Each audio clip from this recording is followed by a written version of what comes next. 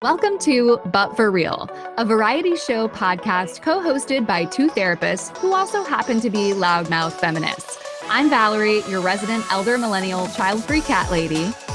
And I'm Emerson, your resident chronically online Gen Z brat. And on the show, we'll serve up a new episode every other week that will take you on a wild ride through the cultural zeitgeist, mental health, and beyond. You'll definitely laugh and TBH sometimes maybe cry a little because this is a silly and serious show. Buckle up, my friends, and let's get into today's episode. Here we are. We're back. Welcome back. We came back again. We did. You're stuck with us once more. Back by popular demand. At least that's what we're telling ourselves. We're getting great feedback, though. Thank you, guys. Yeah, really great feedback from personal, professional, beyond. Beyond. Which is, because beyond. So, as we are recording this episode, it is like a week prior to Election Day. And as you are listening to this, if you're listening in real time, it's like a week-ish after Election Day, which puts us in a very odd position. Right, of reporting. I'm like, where are we at? Are we okay over there, you guys? We don't know. So we thought it would be fun to maybe start off this episode because whatever has occurred next week or last week, depending on your position in space and time. It has happened. Yeah. We are theoretically on the other side of it. And we're living with it in that world. And so I thought, why don't we just speak a few words of wisdom to our future selves who are on the other side of that, where our listeners are, just whatever that means to you. Go for it. I think we were kind of talking about, I feel like in this time we're always talking about hope, right? Like, we're hoping for, in personal sphere, we're hoping for the right person, or we're hoping for the blank, or just the word hopefulness. And so I think if I'm delivering thyself a future message and just thinking about where I'm going to be at, regardless of how it turns out, I think the hopefulness in my own understanding of that is going to be important, and just lots of internal boundaries. I think I'm prone to, much like our first episode, falling down many a rabbit hole. So just really balancing hopefulness and information taking and all of that with a big old pinch of salt. Spending the time with people and places that make me feel hopeful and valued, that share my values. That's going to be an important part. And really putting some gentle, I always think back to our first episode where we were talking about your little brain hamster. Yes. So I'm just calling out to my future brain hamster, and I'm like, hey girl, I see you, hey girl, I love ya. And things will be okay in many a sphere. Yeah. And I can choose to believe that. Yeah, I love that. Okay, so that was so beautiful. And I'm like, mic drop, because I don't really have much to add, but when you said hope, it made me think of active hope, which is in the terminology of Joanna Macy, who's a deep ecologist and the creator of the work that Reconnect. She has a whole book and sort of model she co-developed with Chris Johnson called Active Hope. And essentially it is we're not talking about sort of a naive, we're just hoping for the best, thoughts and prayers. Right. But a hope that comes with agency and willingness to stay in the work, right? Yeah. Because that's what we know. And oh gosh, I'll have to look it up and so we can put it in the show notes. But there was a great episode I don't remember the names of the guests, but with on Glennon Doyle's podcast. And it was basically a Black woman activist, and I can't remember someone else with her, but they were talking about how women of color have been in the work, movement building just forever. It's even if we won this fight, we won this election, or we won this thing got passed, the fight continues. Sure. And so that to me is what we have to lean into, regardless of what happened on November 5th, sure. The fight continues. And so I just have to look at it. I know that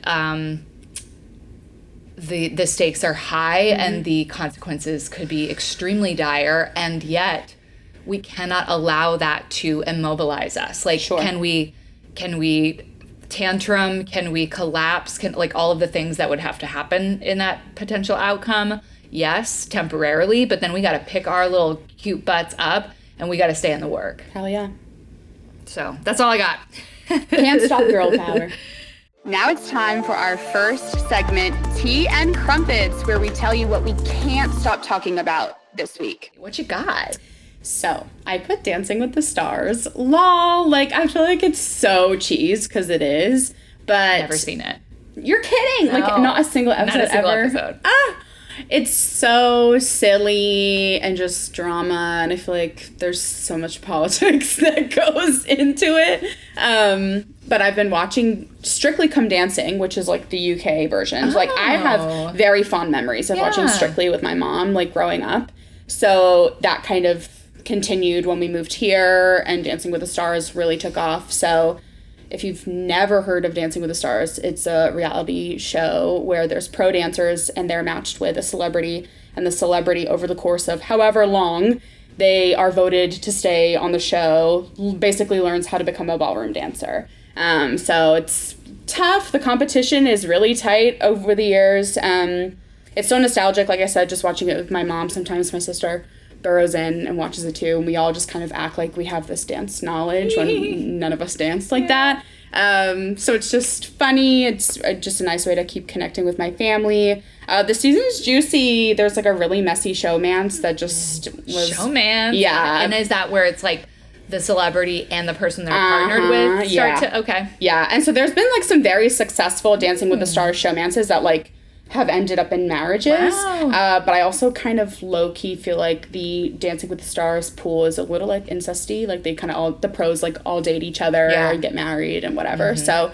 yeah, there's been like a juicy showmance that already has ended because she got voted off. Brooks Nader, she's like a model. Wait, so the showmance has to end too? The romance part? But that's what's messy about it, because they've gone on TikTok and both of them have kind of been like, well... Like Gleb Shevchenko, I can't say all their last names. Stars Gleb, if you're listening, he's not, but he and Brooks Nader were like kind of in this juicy, and he got on TikTok and was like, we weren't dating, and she was like, oh lol, kind of like thought we were. Yeah. So everyone's gagged, like it's messy and dumb. And Ilona Maher, she won in the she's an Olympian. She played for the women's rugby team. And her partner, Alan Bernstein, I don't know, everyone's kind of shipping them, but I just love their partnership. Just good, friendly chemistry. They post funny TikToks. So, I don't know, I'm kind of enjoying the tea. Cool. When you were like Olympian, and I was like, yeah, obviously like a gymnast. And then you're like rugby. I'm like, rugby. Oh, damn, girl. It has some like,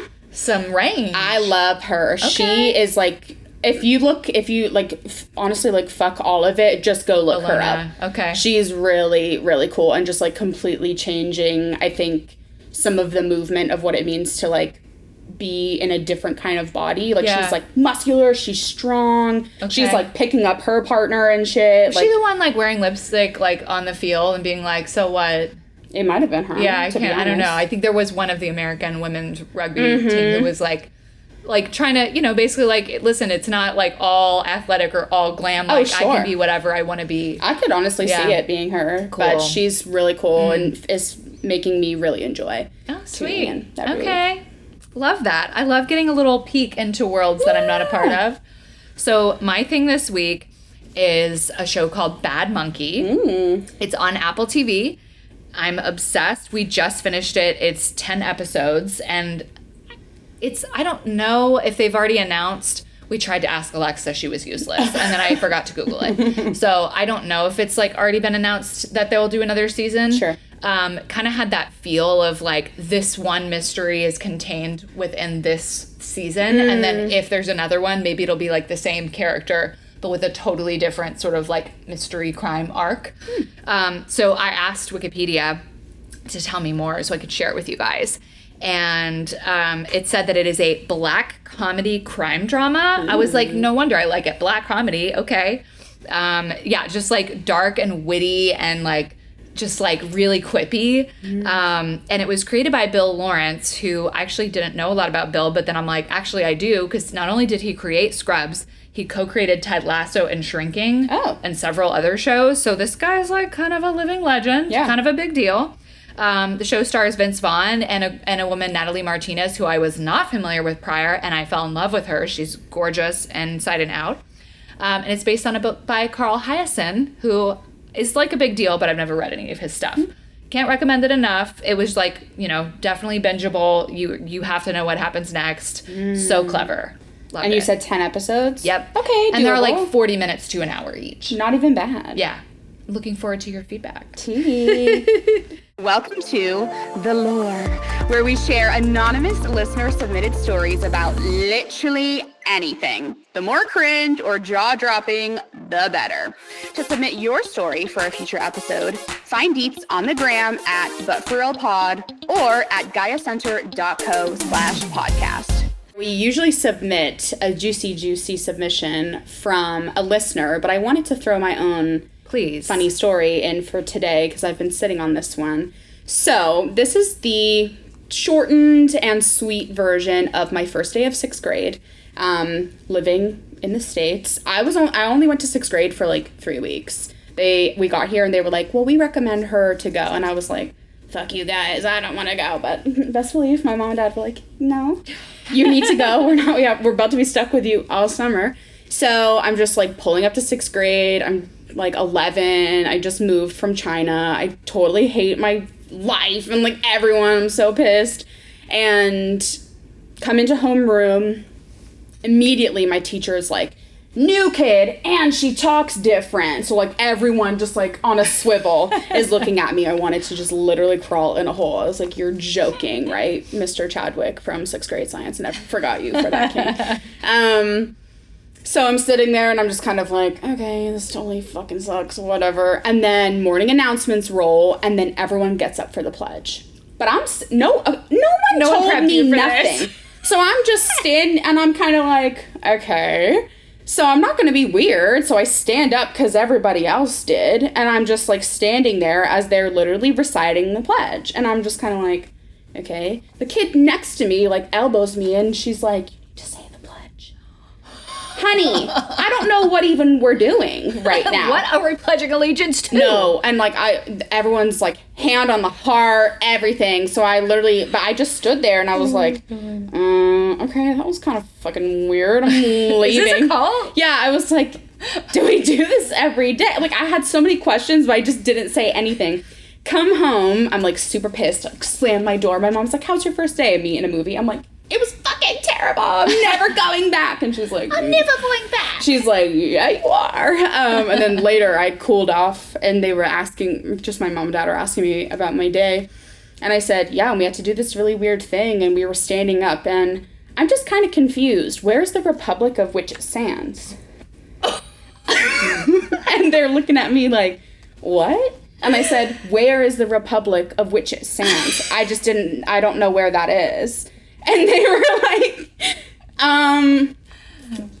the Republic of which it stand. Like, it's not, like, it's... Witchistan. Of Witchistan. And, like, are you kidding? I'm so neurodivergent. I took that shit so literal. And, hello, this is Clarksville, Tennessee. So everyone's like, and to the Republic of which it stands. Like, so I very earnestly was like, where is the Republic of which it stands? And so my parents are just dying laughing to this day. Like, this will be a story that's told at my wedding, I'm sure. And they grill me for it often. It's still a part of the family lore, for sure. I love it so much. And it makes so much sense. I mean, American kids, we don't hear about, like, the Republic of Congo or whatever. Right. We don't know, but you are a worldly. You were an international child, and you're used to hearing about the Republic of this and that. So where is this Republic? I was like, I've legit never heard of this. I didn't know there was a specific republic in America. And my parents were like, there's not, babe. So I'm dead. I love it. That's my little tidbit for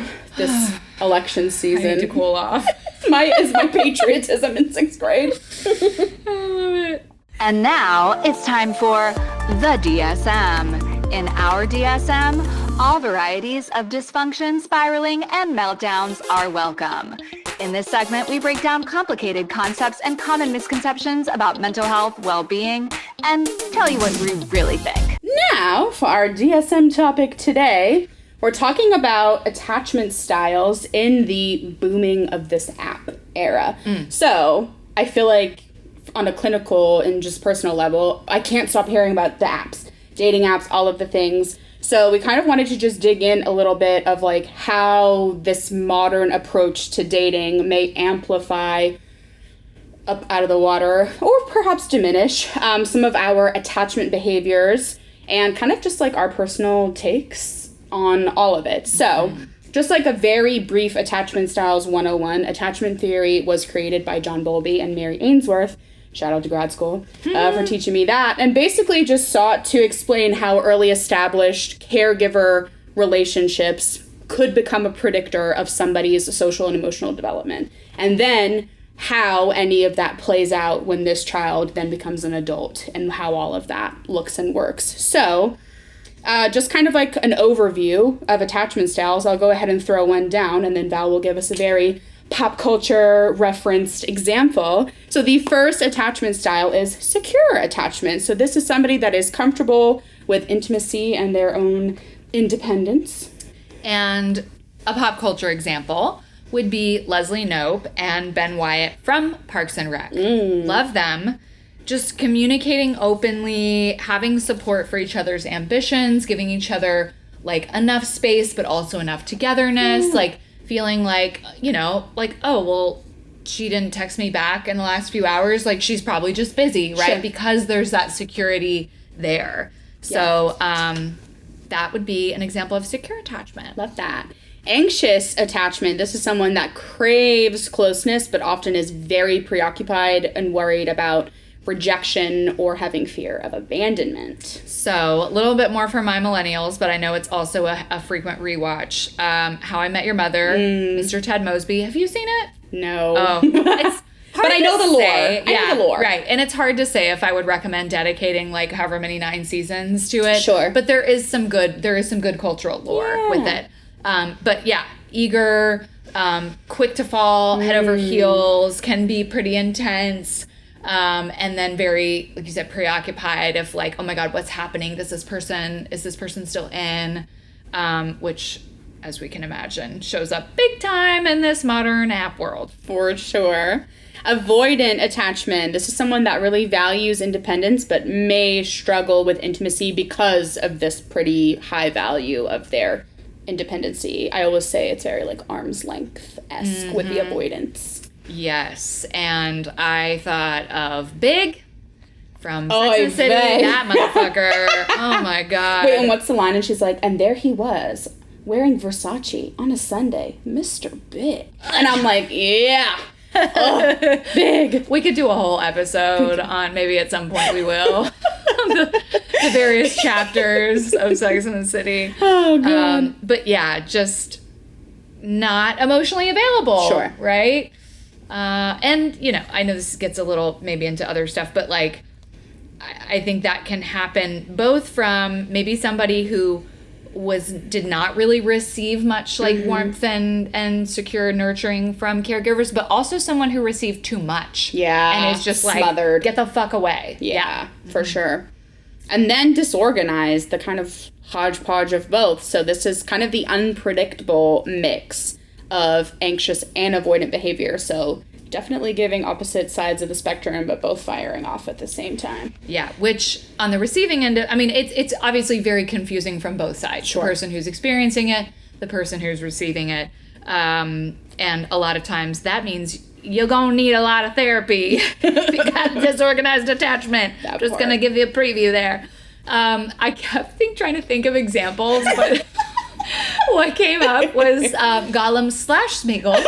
It's giving multiple personalities. It's giving desperate for connection and affection, but also deeply mistrustful and paranoid. And just like that unpredictable shift between kindness and aggression and like, which one are you going to get? Don't we all have within us both a Gollum and a Smeagol? For sure. Hot and Cold by Yeah. Katy Perry. Yes. Like. Okay, so one of the most important things that we want to convey here is in our pop psychology world where everyone and their niece is making reels and TikToks and everything about attachment styles, among other things. But this is a big trending topic in the social media landscape. And there can be a lot that's helpful to know, but like a lot of things, people can start to over-identify with an attachment style and then start to see everything through that lens, and that's just not always helpful, one, or accurate. Sure. So overgeneralization is big with this kind of stuff. Exactly. It's like people, and it's sort of like a fixed mindset versus growth mindset thing, right? Yeah. Of like, I always am wary of labels in general, but being like, oh, well, like, I'm just anxiously attached. Like, that's, or I'm just an avoidant. That's just me. It's like, okay, we can be able to say like, oh, I'm aware that historically, like, I have struggled with some avoidant tendencies. Sure. And so I tend to lean in that direction maybe, but like also it's something I'm aware of and I'm working on, right? So, like, I'm avoidant. I just don't do emotional conversations. Like, no, we're working on that. I've noticed that I can tend to pull away when things get close, like it feels vulnerable, and I'm trying to open up more. There's something called the personality quiz effect, which is like, you know, when you get a result like, oh, BuzzFeed quiz told me I'm anxious attachment, I'm anxiously attached, and we lose the nuance in that, right? And then we can sort of shift that too into rigid expectations of our partners. Like, not only are we sort of typing ourselves, but we'll often then type our part, like, oh my God, this guy I'm dating, he's like such an avoidant. And then we sort of set them up to fail because we're, you know, creating this sort of potential self-fulfilling prophecy. We're removing the nuance. We're, you know, setting up sort of a potential for conflict, and limiting the opportunities for real, genuine connection. So also, I always like to just say that early dating is inherently insecure. Oh my God. Right? There's no like, we're not having deep conversations about how we feel about each other. It's too soon for that, right? Like so it's fair, but the nature of that phase of dating can be extremely anxiety provoking. For sure. And so for people who are on either side, who lean in either direction, whether it's like sort of the preoccupied, insecure, or like, oh, this is freaky and I don't know if I'm ready to commit to this sort of insecure, it's normal for that to show up. And so I think it can be really important to recognize, like, is this just sort of like a healthy amount of discomfort because of how inherently insecure this phase of dating is? Sure. Or are there things that I'm seeing here that are like, that's giving red flag? Yeah. Being able to hold that. Yeah.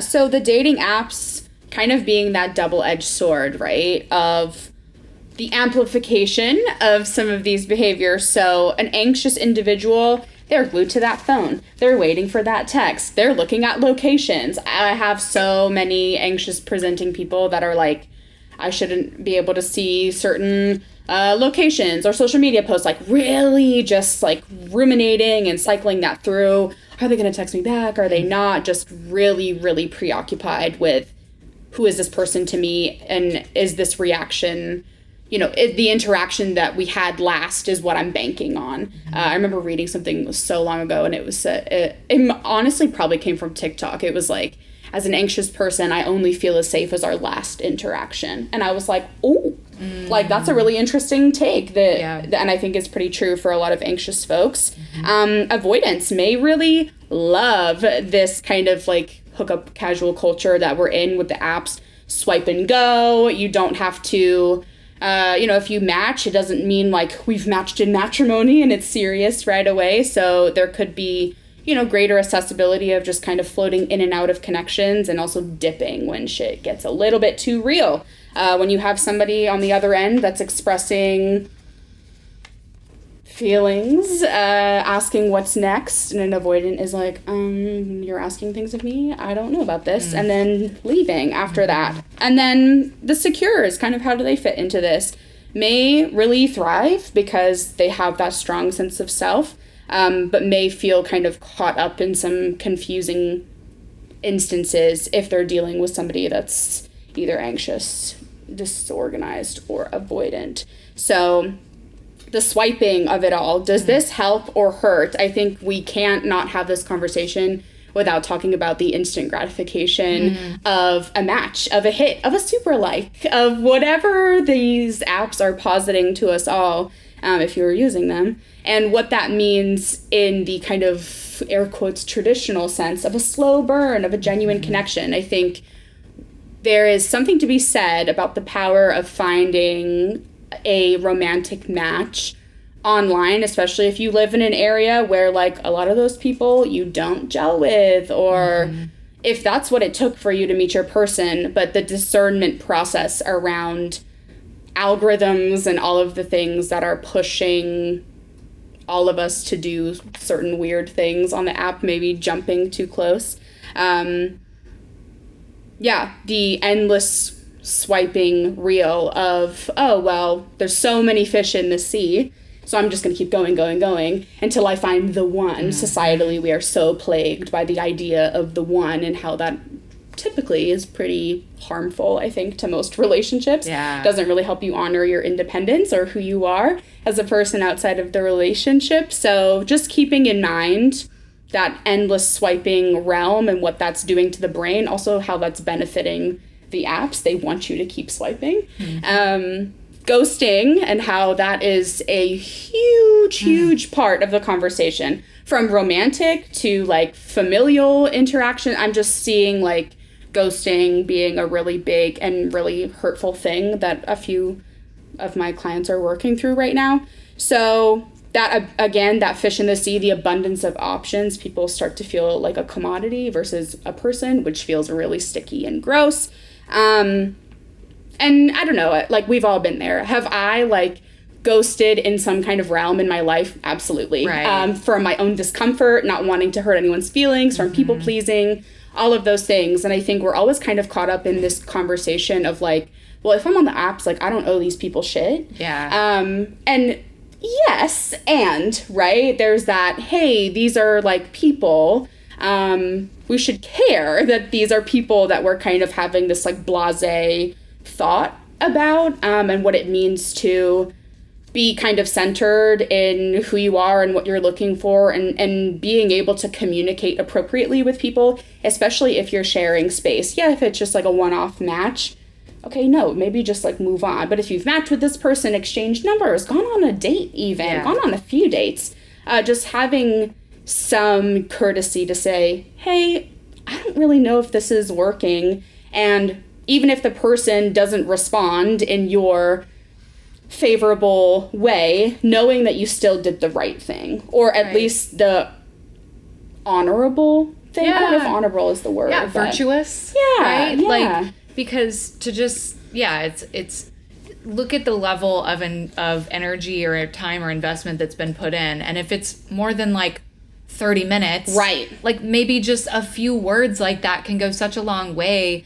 to prevent someone from just being unnecessarily really hurt, right? Like, they still might feel some hurt of like, hey, I don't think this is for me, I wish you the best. Sure. But then they don't have to be like sitting around wondering, right? So yeah, I agree with that so much. And of course, ghosting has always existed. Sure. But in this era where it is so like the swiping of people feeling like objects and commodities, I think it's just way more common than it's ever been, which is just really sad. Yeah, it's kind of, I really dislike the whole I don't owe people shit conversation in the context of dating and in general. I think it really like cuts the tie of what it means to like connect as a person. And I just, I think that's like, that could be a whole other conversation of how we're just losing the ability to connect in like and have humility. Yeah. No, you don't owe this person on a dating app that you don't know anything. And also, what does it mean for you to, be virtual, like have a little bit of humility. Yeah, and I think the big thing with that is like, no, you don't owe this person another date if you're like just really not feeling it. But that doesn't mean that you couldn't, show up with that open communication. Sure. Right? So yeah, very interesting. Okay, before we continue the psychoeducational component of our programming, I was just thinking maybe if there's anything you want to share about your experience, I'll share about my experience. And I'm definitely the elder millennial. moment here, because when people ask like how me and Chris met, we met 12 years ago on OkCupid. Yeah. And I really appreciated it. I met a lot of people on there before him too, or a handful that I had really great dates or experiences with or dated for a little while. And I just loved how I felt like it was an in-depth thing, right? Like it was a literal website. There was not even an app. So like I'm looking at the website, I'm seeing pictures, I'm seeing all of this information that someone's sharing. I'm seeing questions that they've answered, and based on, you know, how similar those are to my answers, and how much each of us has marked those as important. It's creating this sort of like percentage compatibility and like all these things that I think are so cool. And I don't know why the modern apps have taken a lot of that away. Like you can still use OkCupid, and I don't know if it still works the same way, but I think it's less popular. Like platforms like that are just way less popular than like the Hinge and Bumble and everything. Yeah. And so I feel sad about it, because I'm like, obviously it worked well for me.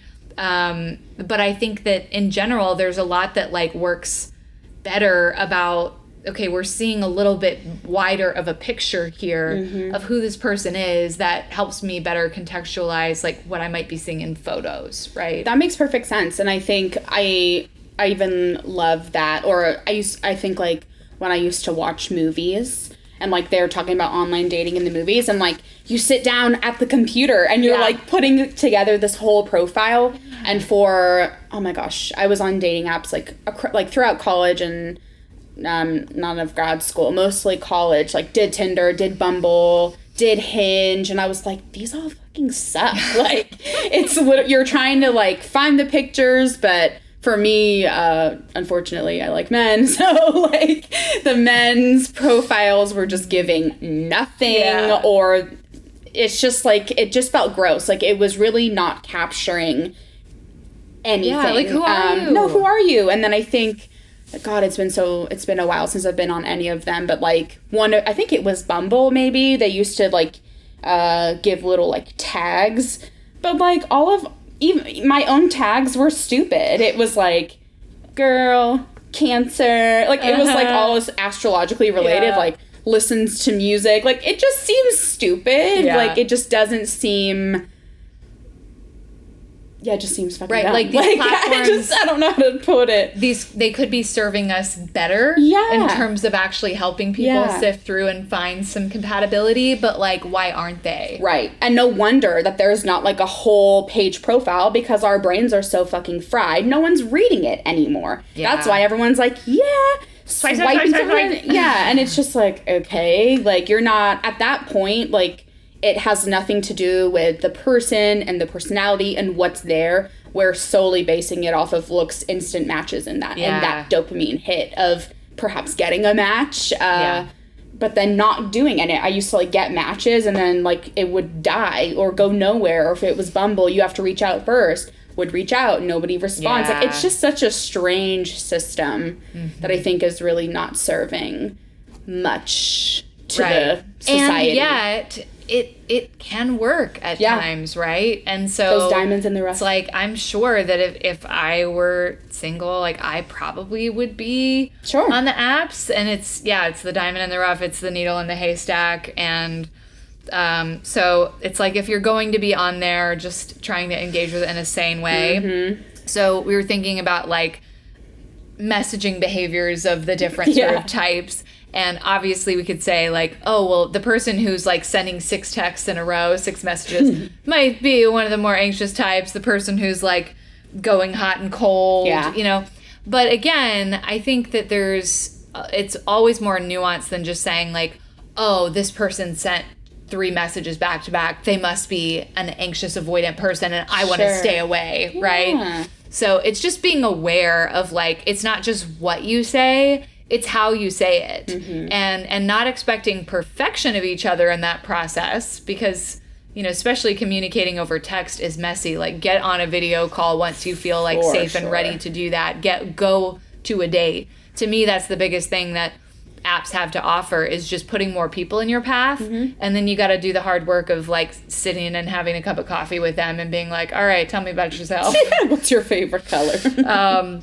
So yeah, and of course, like when I was framing a minute ago, this like, these apps I really think could be doing a better job helping people get what they are seeking, and they're not. And so why is that? And it's kind of like how social media, like Facebook actually could be doing a way better job of providing opportunities for people to connect in person of like, hey, turn on this setting, and if you want these people on your sort of close friends list to know when you're within a 5-mile radius, like we will ping you or whatever. Like, wouldn't that be cool? It would create these opportunities for like, hey, I see you're down the road. Like, do you have a minute? Or what? Like, right. Johann Hari talks about this in his book, Stolen Focus. But are they doing any of that shit? No. No, they're pushing me the same ads for the same they want you to stay on the app. They want you to keep seeing the ads. So they're not actually interested in fostering like real offline connection. That doesn't serve them. That doesn't serve their goals. In the metaverse. And so you could say the same thing is somewhat true about these apps, right? Yeah. Like, I mean, they're not advertising to you, but it's just they are designed to keep users engaged, which of course can fuel like anyone who struggles with some anxious behaviors. It can just feel like really overwhelming, and they can just be like, well, never mind. This is too much. I'm not going to do it, right? And also for folks who lean more in the avoidant direction, easy for them to just be like, well, never mind. I'm just going to ghost this person, right? So looking at features that could encourage healthy interaction, there is some talk of like slow dating apps, and I don't know like what falls under that category yet. And there's also more a trend of in-person singles events popping up in different cities across the world. And so I'm hoping that some of those things, like I'm sure that 5 years from now, there will be some apps that function better. And it's just like, can we get there? Because we've been doing this like Hinge and Bumble thing and Tinder for this long, and they're not getting like substantially better. No, and Bumble even took a little bit of a hit. I believe it was a couple of months ago. They had like a really weirdly worded, because Bumble's whole thing was that and if you're operating from like a straight, you know, like the women have kind of the power in that way, but they put this like really weird, shitty billboard out that was like kind of sexist and strange. It was something, I could be effing it up, but it was maybe something about like being celibate, and the internet was like, ew. So I think Bumble like probably took a decent hit. And so what it means like as a consumer, like as a user of these apps, like submit that feedback in the App Store, people, like let them know what's not working for you. We drive this consumer market, so let's start asking for what we want or what we think is better, and kind of holding more of these big companies accountable. They have the resources to make real change. So kind of going into some tips, right? Because we always kind of provide the how and some of the what. So if you are a self-proclaimed anxious dater, hi, me. I'm an anxious attacher. For my anxious daters, please ground. Ground yourself. And I think anxious attachment, the distress tolerance skills could be so useful here. Like, know your window of tolerance. Get used to what that is. And finding your kind of way with communication. Use those I statements. Be like forward enough about a need and make it pretty like crystal clear, but then have those distress skills and some grounding to keep yourself calm, so that you're not freaking yourself out and freaking anybody else out. So kind of striking a little bit of balance with that nervousness there. Also, patience. Please turn that phone upside down. Limit your app time as well. I think just like many other social media app, you can fall down that rabbit hole, and that anxiety can spiral from there. So give yourself some parameters, some limits. For the avoidant daters, being aware of how that arm's length detachment can kind of feel for other people. I think avoidance, I would maybe argue, get a lot of heat. If we had to like pick a poster child of attachment styles, I think avoidance get a lot of heat. Again, kind of like you were explaining, there could be a magnitude of reasons why somebody falls upon in an avoidant fashion. So avoidance, hey, SARS, we hear you. But having some of that recognition of what it means to be on the opposite end of that ghosting or that arm's length. Small steps to open up without getting overwhelmed. This kind of gives me like exposure hierarchy menu vibe. So like, what's the scariest thing ever? Scale it all the way down and take a really small step. So like, if opening up about your vast childhood trauma is really big and scary for most people, it maybe would be, the smallest step on that exposure kind of hierarchy is blank. Okay, let me like try to put my toe in a little bit and start there. Small steps, baby steps.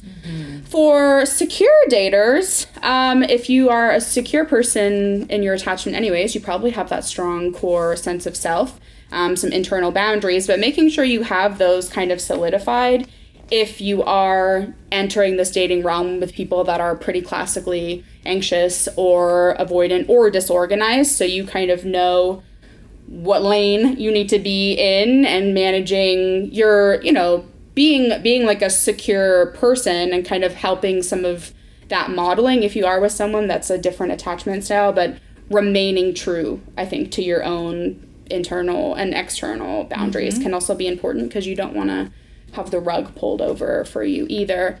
Having your own balance there. Love it. And I think, like, going back to not over-identifying, obviously it can be very true that some people really pretty strongly lean in one of these directions. Sure. But also it can be like a mishmash because especially like think about different relationships in your life and especially how someone else's behavior might activate something in you that you're like, wow, normally I'm not a very anxious person relationally, but this person is giving some like hot and cold, like I don't know where I stand. So I feel like I'm exhibiting anxious attachment stuff, even though maybe normally that's not me. Or like same thing if you feel like you or someone else is kind of pushing away. Is that about you? Well, yes, it's about you, but is it like, oh, well, I must be avoidantly attached, or maybe, oh God, I'm disorganized attached. There could be truth to that, but could also be what's going on in that relationship. Like, if we've all had like a friend or someone we've dated who, and I hate to say like, because sometimes people are worried, like everyone thinks I'm too much. But like sometimes people can be too much in the sense of they are pushing too much, they're asking for too much, they are not, bringing enough sort of grounded self to that. And so, if that's ever been you, any listeners, like it doesn't mean that you as a human are too much, but our behavior, sometimes we can be too much, right? We need to pump the brakes. Exactly. And so just know that like if you're ever like, oh my God, what am I? Because in this friendship, I seem this way, but then in this other relationship, I'm this way. That's very possible to show up with different relational attachment styles and different relationships depending on a lot of factors. When did that person come into your life? What is their behavior like? And so it's all of those variables come into play. But for real, recognizing attachment styles, having some knowledge about that can be really helpful, especially in this very fraught era of online dating on the apps. Remembering that we have to practice mindfulness because it is chaotic, right? It is absolutely insane, but it also opens up so many possibilities, puts so many people in your path that you just wouldn't otherwise encounter in your physical life. So, and all you need is to find one who's great, or maybe a few if you're poly. So, you can do it. You can do it. We believe in you. Don't give up. Okay. And now, our musical segment. Now that's what I call Okay, where Emerson and I each share a song with each other each week as representatives of our respective generations. We tell you a little bit about the song or artist, and then we press pause, we share the song with each other, and then we come back for our live reactions. And we're capturing it all on a Spotify playlist linked in the show notes for you. Tee-hee. What you got for us? So, In the respective realm of our topic today, I was like, what's a like relationship oriented and or breakup-y vibe song? So I picked Doomsday by Lizzy McAlpine. Have you ever heard of her before? Have you ever heard this song Ceilings? I don't think so. Okay. That is the one that's like totally has blown up across TikTok and everything. Okay. This is from that same album, 5 Seconds Flat. Lizzy is such a queen. I really love her stuff. Indie pop princess. I like take a shot every time I bring a pop girl or an indie pop oriented folk girly here. But I just love the girls, okay? Lizzy hails from Philly. Hey girl. I think we're the same age, 25, or maybe she's 26. But this is kind of like the breakup song. So if you're in a spot where you're kind of like, shit, I feel like a breakup is on my horizon, or if I'm kind of in like a feelings of a toxic relationship or anything, I fear this song reaches inside and pulls it out and is like, good morning. So yeah, I just put like Lizzy is like the cool / sad girl / like my life is a movie. Like whenever I'm driving in the car and a Lizzy song comes on, I'm immediately tapped in and I'm like, wait, actually there's a camera on me. And main like character. Yeah. Like when I'm like going through it or when I'm just like wanting to be drama, she accompanies me. Okay. So we'll see. Ooh, let's listen. Wow. I mean, I it's embarrassing, but I don't listen to a lot of music anymore. Sure. I'm like one of those people whose musical taste like sort of concretized at like age 22 and like hasn't really 22. It's still the same.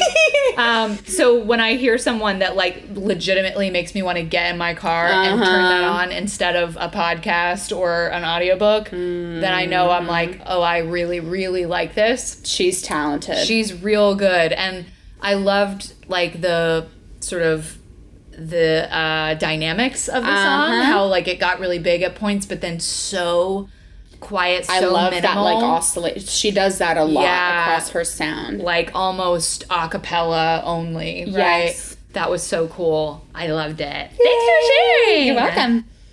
Okay, so what's yours? Appropriate because she mentions Halloween in the song, and like listeners will be listening after Halloween, but let's be real, it's spooky season until mid-December, right? And so my song is from an album that was released on October 31st, 2000. It is from an album called Haunted by Poe. I am still grieving the loss of this artist. She's not dead to anyone's knowledge, but she just disappeared. Sure, she was like, no, I'm done. And it's hard to even find on the internet, like, is she an attorney now? What is she doing in life the past 20 years? She's popped up only a few times, and she's so talented because she did a lot of the, songwriting and production in her albums too. Sure. And is just stunning. And both of her albums, 1995 and 2000, were extremely well received. Ooh. Alt rock, electronic pop, like kind of blended together. And just like truly haunting. So this album was embraced by the press, and Maxim magazine called the album the best mindfuck you'll get all year. That gives you a little preview there. And yeah, she's been kind of gone, and it's sad, but she still has a cult following, and so I am now keeping her alive by sharing her with the next generation. Absolutely. So this is a song off that album called Control, but there's so many, it was hard to choose. I'm like, okay, so it's going on my Feminine Rage playlist. Yes. I just love like that, like the sound. Like it just feels like it was from that time. Like, not that I like know, right? I was literally fucking one. Or if that, like me just like in a diaper, like watching something and you're like, in your car. I love that though. Like, I just think I just love the, like that sound, like whatever it is, like the instruments or however they like put it together, it just feels like something. Yeah. And I feel like the music of that time, like people had shit to say. Yeah. You know? So, like, picture me at 14 Yeah. belting that Yes. into my Iowa karaoke machine. As you should, queen. Yeah. Like, Oh my as you gosh. should. So fun. I feel like our songs went really well together Yes, today. yes, How very haunting. fun. Yay! Welcome to the segment, Wait, What? Where I fill Val in on all of the internet vernacular and lore so that she doesn't end up being an irrelevant elder millennial. What is your submission for this week, Valerie? Okay, so this is something that I heard in conversation, and I can't remember, at least once. And I can't remember. Might have been you, might have been also a client. Okay. And then I didn't realize it was a thing. Mm-hmm. And then I now know that it is a thing. And so I'm like, oh, okay. Touch grass. You may have also heard me use it because I do love using this one. So touch grass is essentially, how I think of touch grass is how I think of like when I'm on the internet. Like when I'm watching something or taking in some kind of content, I'm like, yeah, we all need to go fucking touch some grass. It's basically the combat of like brain rot. Like if someone's doing something brain rotted or is having just like a really dumb SARS, like everyone, you can have your opinion, but I'm gonna think it's dumb. Like if someone's just kind of not really thinking things through, or you know, we use brain rotted a lot nowadays, even of just like people are like, the internet is rotting our brains because we're not outside touching grass. Yeah. So basically if someone is saying, I think you need to go touch grass, they're basically saying, reality check. Yeah. Like, girl, leave your pit of your room with your phone like this and please go earth a little, like get those piggies in the grass and remember the earth is spinning and there's other shit going on. So if someone delivers you with a touch grass, they're kind of, it's tea. They're kind of like, girl, They're seriously. like, you need to remember that you are a flesh and blood animal at this moment. Yeah, they're like, so what's 5 things you can see, 4 things you can hear? They're like, yeah, come on. So I love it. Oh, I it's mean, such a read. I love it. Yes. Big fan. Like, it's a nice way of suggesting some grounding. For sure. But with a little sass. With a little sass. Oh, touch grass comes up a lot in my Gen Z related work, for sure. I'm like, hey, what we're doing right now is touching grass. Yeah. Right now we're touching metaphorical grass, and I'm going to need you to go touch some literal grass. Oh my God, touch the grass. Yeah. Oh my God. Okay. I love it. And now for our last segment of the show, welcome to Fire Dumpster Phoenix. It is rough out there, y'all, and we need all the hope we can get. It's time to go dumpster diving for some positive news and rise from the leftover Happy Meal ashes together. So mine today, and I meant to, well, I probably don't need the actual article because I'm like, can I remember what I read 3 days ago? But it is an e-learning platform called Flowdiary. And it was created by a young man, like early 20s, I think, Muhammad Awal Ahmad in Nigeria. So there's a lot of areas in Nigeria. And of course, there's like so many languages. So if you imagine, like, I want to learn some skills, but are these skills taught anywhere in my language, right? Outside of like my actual physical village? Is there anywhere online that like I could learn these skills in the only language that I speak, right? So like that's a hard enough barrier because we've got so many languages. But then in some of these parts of Nigeria where the actual schools are, like if they want to get more like technical schooling, they're in places where kidnappings for ransom are very common. And so people have to be like, well, I really need to be able to make money for my family, but like I don't want to go and get kidnapped. Like, how shitty is that? And I think, like, when I read stories like this, and I will always be, as I said last time I brought a story from here, from the Christian Science Monitor, it's like, they do such a beautiful job. They don't try to skirt around or avoid these really hard issues, but they're looking for, where is the love and the hope here? Like, not in a naive, like, Pollyanna kind of way, but, like, if we look hard enough, we can almost always find it. And it's people like this guy and now all of the tutors that are working on his platform, because they have this now, I think it's in multiple languages, African languages, that people can go and learn like graphic design skills and coding skills. Wow. And hearing about what some of these young people are doing to benefit their families, and they don't have to put themselves in harm's way to do it because somebody went and created this for them, which is just like so heartening, and I just love it so much. That's really amazing. Yeah. Shout out. Yeah. Wow. Thank you for the Monitor for covering it, and thank you for the people who are doing the work like this in the world. Yeah, amazing stuff. Amazing. What you got?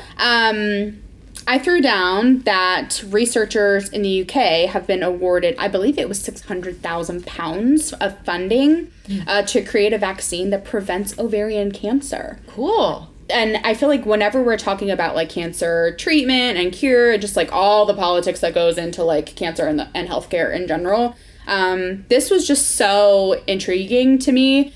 There's been, in the article, I think they said there's like, I think 7,500 cases alone in just within the UK, but because it was a British website or whatever, of ovarian cancer cases every year. So the Ovarian Vax Project is led by Professor Ahmed. They're dedicated to creating a vaccine that would dramatically reduce ovarian cancer cases worldwide. The study currently is looking for certain proteins on the surface of early stage cancerous cells, and then how the vaccine can effectively kill those off. So yeah, just a really huge deal. My mom had a scare. Oh my God, we'd lived in America for like maybe a couple of months to a year. And so my mom had to have a full hysterectomy at the age of like 39. So like going into menopause, like bam, and she didn't want to risk it. I've gone back and forth of like my own genetic testing for like the BRCA genes to see like my own thing. So it was kind of like a personal note, and from the UK obviously because that's where we hail from, but I just thought, wow, some like funding for something like this could change people's lives. So I'm really excited, really hopeful to see where it goes, and super cool that this funding and research is being done like from my homeland. That's so cool. I'm really excited. Yeah. And I think I just think science is amazing. Like these are the moments where I'm like, holy shit, what we can do as like modern people with science and the knowledge that we have is wild. Incredible. It's wild. And I will use this as a PSA moment that, so I had my annual recently, and they always, ask in addition to like, do you want testing? Do you want do you know about the Gardasil vaccine? Yeah. Right. And so most people listening to this probably either have it at this point or have heard about it. And it came out when I want to say I was like, because it used to be only available for like teenagers. Sure. And yes. I think I was like an older teenager. I can't remember exactly, but it was like, it wasn't just like a given, like everyone's going to do this at that time when it was for that age range. Well, I don't know when this all happened, but at some point they extended it. You can now get it up until 45. Okay. And I used to, now that COVID is a thing and I, have gotten multiple shots that were like, felt very important, I'm a little less shot averse than I used to be. Okay. It used to be like, wait, you're telling me this shot is totally optional? No. Sure. Obviously. But I'm like there at the doctor and they're like asking me about it. And I'm like, and I actually was like, you know what? Fuck, I'm going to ask some questions about this. Okay. And I ended up getting it. And so I have to go back in like 2 months and then 6 months for the second and third round. Sure. But it's like, even though it's not foolproof, not like 100%, Sure. But if I ended up getting cervical cancer and I had not done this when I had the opportunity, Sure. I'd be like, damn, girl, you really should have gotten those 3 little shots. Yeah, just take the shot, right? Yeah, so, obviously people will make the decision that's right for them. Sure. But if you're like me and you've more just sort of like brushed it off, like this is an inconvenience and like uncomfortable and I don't want to deal with it, I felt proud of myself in my adulting that I was like, you know what? Like, I think this is the right thing for me. Well, good for you, right? I feel like as women, we're already like in that like who the fuck enjoys getting a pap smear? You're kidding, right? Oh, and you know what happened? They lost it. Or like something happened at the lab because I told them I hate getting a pap. I'm so glad it only has to happen every 5 years now. It sucks. They messaged me, hi, so there was like an error at the lab and are you kidding? we're gonna have to redo it. Just like let us know when you want to come in. I think my response was something like, that's very disappointing to hear. I'm not eager to repeat this procedure. I'll be in touch. You were like, y'all just already tickled my insides. God. Literally. I hate Thank it. you. So, Oh my God. On that note, Get your PAP if you need it, and that mammogram when you need it, and that maybe some colonoscopy and a vaccine, and whatever is Take best care for of you. yourself. Wear sunscreen. Yeah, do. Yeah. You know. Thanks for listening. Yeah. Thanks for tuning in, everyone. I'm so see you excited next for the time. next one. Bye. Bye. This has been another episode of But For Real, produced by Valerie Martin and Emerson Ryder and edited by Sean Conklin. But For Real is a Gaia Center production. The Gaia Center offers individual, couples, and group therapy for clients across Tennessee and in person in our Nashville office, as well as coaching for clients worldwide. For show notes or to learn more about our work, visit GaiaCenter.co or find us on Instagram at the Gaia Center and at But For Real Pod. But For Real is intended for education and entertainment and is not a substitute for mental health treatment. Also, since we host this podcast primarily as humans rather than clinicians, we are not shy here about sharing our opinions on everything from snacks and movies to politicians and social issues. Thanks so much for listening to this episode. See you next time, bestie.